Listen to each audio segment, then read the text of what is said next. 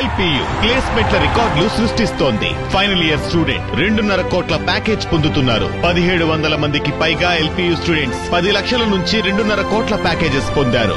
విద్యా విప్లవం ప్రారంభమైంది లవ్లీ ప్రొఫెషనల్ యూనివర్సిటీలో. నేరమయమైనటువంటి రాజకీయాలు జగన్మోహన్ రెడ్డి చేస్తున్నారు. ఆ పార్టీలో ఉన్న వాళ్ళంతా కూడా నేరస్తులే.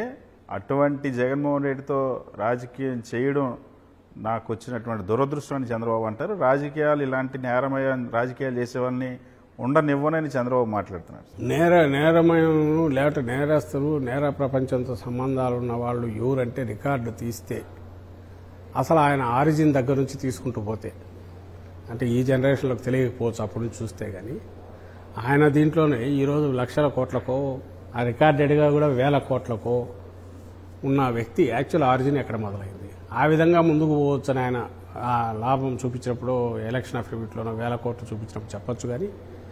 కానీ వాస్తవం ఏంటనేది ప్రజలకు తెలియదా? యాక్చువల్ తను అనుకోవాల్సింది అద్దంలో చూస్తా తనను తాను అనుకోవాలి. నీ బతుకు నువ్వు ఇంత నేరస్తుడివి, ఇంత తప్పులు చేసి వచ్చినావు తనను తాను అనుకోవాలి. అది జగన్మోహన్ రెడ్డి గారిని అంటున్నాడు. తానేంటో, తానేం చేస్తున్నాడో, తన పార్టీ ఏం చేస్తుందో, తాను ఎంత అవినీతికి పాల్పడతాడో ఇవన్నీ తీసి క్లీన్గా ఉన్న జగన్మోహన్ రెడ్డి గారి మీద వేసి ఇదే ఒక క్యారెక్టర్ క్రియేట్ చేసి ప్రజలను మిస్డైరెక్ట్ చేసి చూపించి దాన్ని దెబ్బ కొట్టాలని చూస్తున్నాడు. అది అందరికీ తెలుస్తుంది. అదే ఐరనీ, దాన్ని ఎట్లా చెప్పాలని అర్థం కాదు. తనేదో అవన్నీ ఈయనకు ఆపాదిస్తున్నాడు జగన్మోహన్ రెడ్డి గారికి. చంద్రబాబు నాయుడు ఏదైనా జగన్మోహన్ రెడ్డి గారికి ఆపాదించి జనాన్ని నమ్మమంటున్నాడు. జనం అది నమ్మట్లే. ఆ రోజు తప్పుడు కేసులు పెట్టినప్పుడు నమ్మలే, ఈ రోజు కూడా పట్టించుకోవట్లే. పార్టీ లీడర్లు ఇంకా గట్టిపడుతున్నారు తప్ప ఇలాంటి తప్పుడు చూసినాక. ఎందుకంటే చంద్రబాబు నాకు తెలిసి టీడీపీలోనే అందరికీ తెలుసు ఆయన ఎలాంటి క్యారెక్టర్ చంద్రబాబు నాయుడు. బట్ ఒక వెస్టర్న్ ఇంట్రెస్ట్ గ్రూప్ లాగా వాళ్ళ ఇంట్రెస్ట్ ప్రొటెక్ట్ చేయగలుగుతాడో, ఫైనాన్షియల్గా నిలబెడతాడో, అవినీతి దీంట్లో అందరినీ అలవాటు చేశాడు, ఖరాబ్ చేశాడు సిస్టమ్ను. దాని మీద ఇంట్రెస్ట్ దాని మీద బతికే వాళ్ళందరూ ఆయనకు సపోర్ట్ ఉంటారు. సరే, ఇన్వెస్టర్స్ వచ్చిన వాళ్ళందరూ కూడా నా దగ్గరికి ఎవరు వచ్చినా మళ్ళీ జగన్మోహన్ రెడ్డి వస్తే మా పరిస్థితి ఏంటి అని అడుగుతూ ఉన్నారు. నేను ఆ భూతాన్ని రానివ్వను, భూస్థాపితం చేస్తానని చెప్తున్నాను అని చెప్పి చంద్రబాబు పదే మాట్లాడుతున్నాడు అంటున్నాడు కదా. మరి ఆ రోజు వచ్చిన ప్రాక్టికల్గా ఇండస్ట్రీస్ ఈరోజు ఏమొచ్చినాయి? ఈరోజు 10 లక్షల కోట్లు ఎంతో చూశాను. నెలకు 10 లక్షల కోట్లు అయినాం. సంవత్సరం కూడా కాదు, నెలకు 10 లక్షల కోట్లు చెప్తూనే ఉంటాడు. ఆ లెక్క ప్రకారం మేము ఇప్పుడు 1 కోటి కోట్లు దాటిండాల వచ్చేది. ఈ నెక్స్ట్ ఇయర్ వచ్చేసరికి రావాలా. ఎక్కడా రాలేదని తెలుసు. వాళ్ళు ఉన్నారు కాబట్టి ఒకటైతే చేస్తున్నాడు. అమరావతిలో హడావుడిగా 1000 కోట్ల కాంట్రాక్టులు టేకప్ చేసి సైఫన్ అవుట్ చేసేదైతే చేసుకుంటున్నాడు. ఈ పక్క ఇండస్ట్రీస్ ఒక్కటి రావట్లేదు. జగన్మోహన్ రెడ్డి గారు ఉన్నప్పుడు రియల్గా వచ్చాయి. మార్కెటింగ్ మేము ఈయనలాగా చేసుకోకపోయిండొచ్చు, వాటి రోజు షోకేసింగ్ చేసుకుంటా ఇది ఓహో అద్భుతాలు చేస్తున్నామని. ఎందుకంటే ప్రాక్టికల్ గ్రౌండ్ మీద కనపడేవి, రియల్ పబ్లిక్ ప్రజల జీవితాల్లో మార్పు తీసుకొచ్చేవి ఏమేమి రావాలా అనేవి ఇన్ఫ్రాస్ట్రక్చర్, మేజర్ ఇన్ఫ్రాస్ట్రక్చర్ పోర్ట్లు తీసుకొచ్చాము. వాటన్నిటిని ఈరోజు ప్రైవేటైజ్ చేస్తున్నాడు. ఫిషింగ్ హార్బర్స్ తీసుకొచ్చాము. వాటిని అన్నింటినీ అడ్డంగా చేస్తున్నాడు, క్లెయిమ్ చేసుకుంటున్నాడు. తను మెడికల్ కాలేజ్ ప్రైవేటైజ్ చేస్తున్నాడు. ఇవన్నీ ఇండస్ట్రీస్ వచ్చాయి, పెద్ద ఇండస్ట్రీస్ నేమేని పెద్ద గ్రూపులన్నీ వచ్చాయి. వాటన్నిటికి సంబంధించి అవి వాటంతా జరిగేది. Part of the government. నువ్వు నిజంగా సిన్సియర్గా చేస్తే నువ్వు డబ్బా కొట్టుకొని ఇది చేసుకోవాల్సిన అవసరం లా. నువ్వు చేయాల్సింది వెల్ఫేర్ మెజర్స్ ఎట్లా చేస్తున్నావో డెవలప్మెంట్ మీద కూడా ఫోకస్ పెట్టి చేస్తూ పార్ట్ ఆఫ్ ది నీ మొత్తం నిన్ను ప్రజలు ఎన్నుకున్నందుకు చేయాల్సిన పని, బేసిక్ పని అది చేయకుండా ప్రచారం చేసుకోవడం ఎట్లా? ఈ చేయకుండా ప్రచారం చేస్తూ ఇందులో ఏదన్నా ఇదైతే ఇక జగన్మోహన్ రెడ్డి దీనికి భూతంలాగా ఆయన చూపించి ఆయన్ను దాన్ని ఏమంటారు ప్రజల దృష్టిలో చేసే ప్రయత్నం చేస్తున్నాడు. బట్ జనం ఆయన నమ్ముతున్నారు జగన్మోహన్ రెడ్డి గారిని. దాన్ని ఎట్లా దెబ్బ కొట్టాలా, ఇదిగో విలన్ లాగా చూపాలా, అంతకుమించి తనకు తెలియదు. డెస్పరేట్ లాస్ట్ డిచ్ ఎఫర్ట్స్ కంటిన్యూస్గా ఎదురుగా ప్రత్యర్థి లేకుండా ఎట్లా చేయాలని చేసే దాంట్లో భాగంగానే ఆ ప్రచారం చేస్తుంటాడు. జనానికి తెలిసి ఎవరైంది అనేది. ఇంకా ఆయన ఎలివేట్ అవుతున్నాడు. ఈ సంవత్సరం పాలన చూశాక జగన్మోహన్ రెడ్డి గారు అంతకుముందు ఎవరికన్నా ఇది ఉన్నా కూడా ఇంకా పెద్ద ఎత్తుగా ఈయన కనపడుతున్నారు. టాల్ ఇదిగా తయారయ్యారు. ఇతని మిస్రూల్ వల్ల, అసలు అరాచకం వల్ల రూల్ అనేది 5 సంవత్సరాలు మీరు విధ్వంసం చేసింది సరిపోక ఇప్పుడు రాష్ట్రానికి అప్పులు కూడా పుట్టకుండా అడ్డంకులు సృష్టిస్తూ ఉన్నారు, కుట్రలు చేస్తూ ఉన్నారు. అమరావతికి అప్పు పుట్టకుండా వరల్డ్ బ్యాంక్కి కంప్లైంట్ చేశారు, దాన్ని అధిగమించాం. ఏపీ ఎండిసి బాండ్లు ఇష్యూ కాకుండా కంప్లైంట్ చేశారు, ఇవన్నీ కూడా జగన్మోహన్ రెడ్డి చేస్తున్న కుట్రలు అని చెప్పేసి మాట్లాడుతున్నారు. కాన్స్టిట్యూషనల్ వైలేషన్ అది ఇప్పుడు ఏపీఎండిసికి సంబంధించి క్లియర్ కట్గా కాన్స్టిట్యూషనల్ వైలేషన్ అది. స్టేట్ నీ కన్సాలిడేటెడ్ ఫండ్ మీద డైరెక్ట్ ప్రైవేట్ వాళ్ళకు హక్కు ఇవ్వకూడదు. నువ్వు నేరుగా వచ్చి తీసుకునే హక్కు ఫస్ట్ టైం ఇక్కడ ఇచ్చినారు ఈ ఏపీలో. అది క్లియర్గా అందరూ ఒప్పుకుంటున్నారు. అది ఈ మధ్య నేషనల్ న్యూస్ పేపర్స్ చూసినా ఫస్ట్ టైం ఇది ఇచ్చి ఇన్వెస్టర్కి ఇది అట్రాక్టివ్. అంటే కార్పొరేషన్ వాళ్ళు చూపించిన దాంట్లో ఏ కారణాలు రాకపోతే గవర్నమెంట్ నిధిలో ఉంచి నేరుగా తీసుకోవచ్చు ప్రైవేట్ వాడు అనేది ఫస్ట్ టైం జరిగింది. దాని మీద కోర్టులో కేసు కూడా ఉంది, వేశారు. అందులో అది పాయింట్అవుట్ చేయకపోతే ప్రతిపక్షంగా ఫెయిల్ అయినట్టు. నువ్వు చేస్తున్న దోపిడీని, నువ్వు చేస్తున్న నీ అరాచకాన్ని నువ్వు అడ్డుకోకపోతే.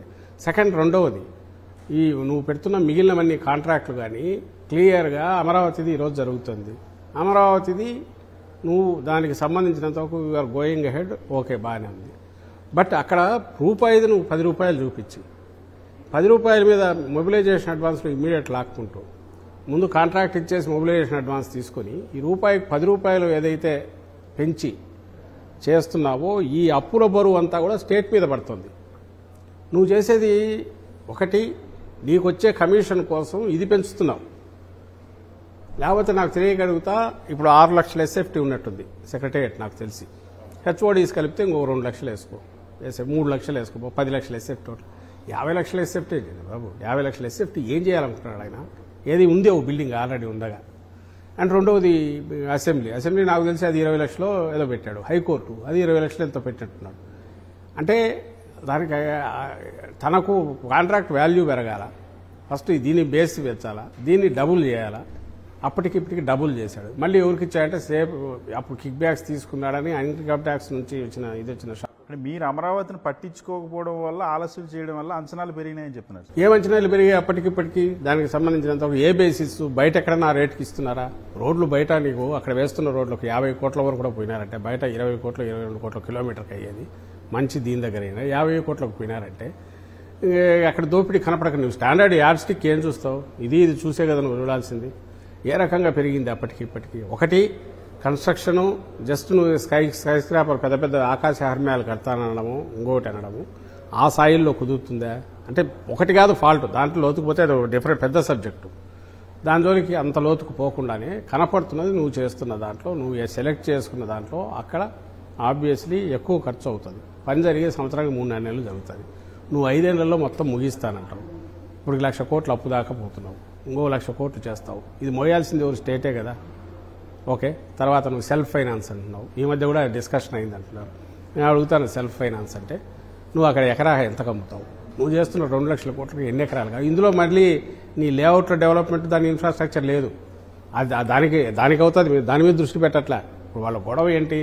మాకు ప్లాట్లు ఇచ్చినావో ఎక్కడో తెలియట్లే, దానికి దారులు లేవు, లోన్ కావాలంటే బ్యాంకులో పెడితే రావట్లేదు. ఇది వాళ్ళ గొడవ.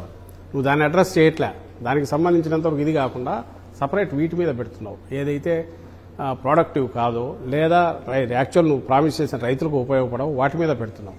పోనీ అది పెట్టినా ఓకే, ఇంత అప్పు తెచ్చి పడేస్తున్నావు. సెల్ఫ్ ఫైనాన్స్ అంటున్నావు. ఎంత కమ్ముతావు నువ్వు?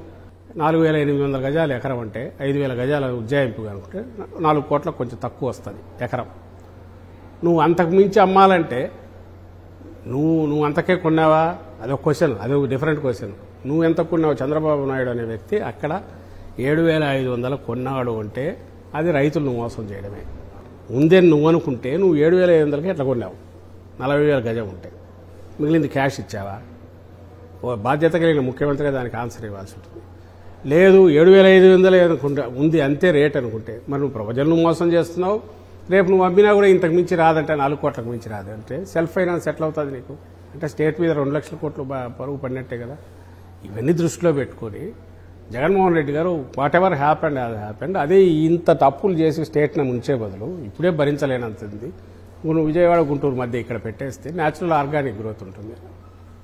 అది ఎలాగో డెవలప్ అవుతుంది. అది ఎలాగో డెవలప్ కాక ఏమవుతుంది? ఆల్రెడీ మొదలైన రోడ్లు వస్తున్నాయి కాబట్టి అది డెవలప్ అవుతుంది. బట్ వితౌట్ బర్డనింగ్ స్టేట్ మీద అప్పు పడేసి బరువు చేయకుండా ఆర్గానిక్ న్యాచురల్ గ్రోత్కు 10 ఏళ్ళు 15 ఏళ్ళు ఇప్పుడు హైదరాబాద్లో ఉంది. హైదరాబాద్లో ఫైనాన్షియల్ డిస్ట్రిక్ట్ ఉంది. ఈ రోజుకు ఇంకా డెవలప్ అవుతుంది. ఇట్ టుక్ 20 years పట్టింది. But organic growth natural growth ఉంటుంది.